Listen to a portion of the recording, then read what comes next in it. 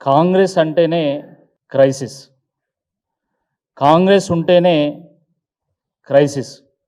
ఇది మరొకసారి రుజువైంది. మొన్న కర్ణాటకలో, నిన్న హిమాచల్ ప్రదేశ్లో, నేడు తెలంగాణలో కాంగ్రెస్ ఎక్కడ ఉంటే అక్కడ ఆర్థిక సంక్షోభం ఏర్పడుతుంది. తెలంగాణ ఏర్పడ్డ రోజు తెలంగాణ పునర్విభజన చట్టం ప్రకారం తెలంగాణలోని 10 జిల్లాల్లో 9 జిల్లాలు వెనుకబడినటువంటి జిల్లాలు స్వయంగా కేంద్ర ప్రభుత్వం గుర్తించింది.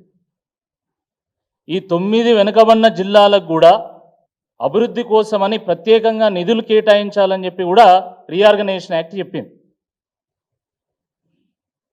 అటువంటి తెలంగాణ రాష్ట్రం 10 ఏళ్లలో దేశంలోనే నెంబర్ 1 పర్ క్యాపిటా దిశగా ప్రయాణం సాగించి అభివృద్ధి పదంలో ఎంతో ముందుకు దూసుకెళ్ళడం జరిగింది.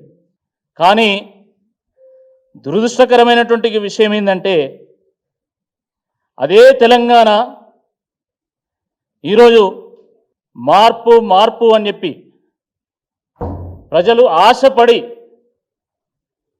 కాంగ్రెస్ పార్టీకి అప్పచెప్తే కాంగ్రెస్ వాళ్ళు పీకి పందిరేసిండ్రు,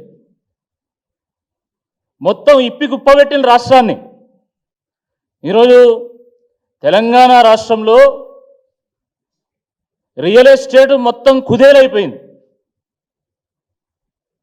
మీరు ఎవరినైనా అడగండి, ఈరోజు డెవలపర్లను కానీ బిల్డర్లను కానీ చేసినటువంటి లేఅవుట్లలో ఒక్కటి కూడా అమ్ముడుపోవడం లేదు, కట్టినటువంటి ఫ్లాట్లలో ఒక్కటి కూడా అమ్ముడుపోవడం లేదు. చిన్న చిన్న వాళ్ళు 5 కోట్లు 10 కోట్లు పెడితే పెద్దవాళ్ళు 100-200 కోట్లు పెట్టి ఈరోజు ఒక్క ప్లాట్ అమ్ముడుపోయినా చాలు అనే స్థాయికి ఈరోజు చేరుకున్నాం. అంత దయనీయమైనటువంటి ఒక పరిస్థితుల్లో ఈరోజు రియల్ ఎస్టేట్ రంగం ఉన్నది. ఇది వాస్తవమా కాదా ఒకసారి మీరు ఆలోచించండి.